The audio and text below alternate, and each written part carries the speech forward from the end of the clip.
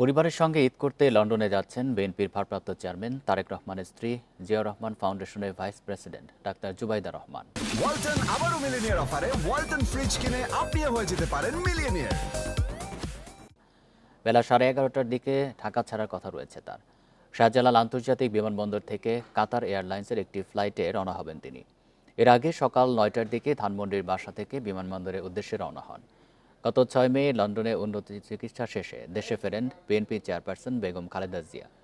দীর্ঘ 17 বছর পর তার সাথে দেশে ফেরেন ডাক্তার জুবাইদা রহমান।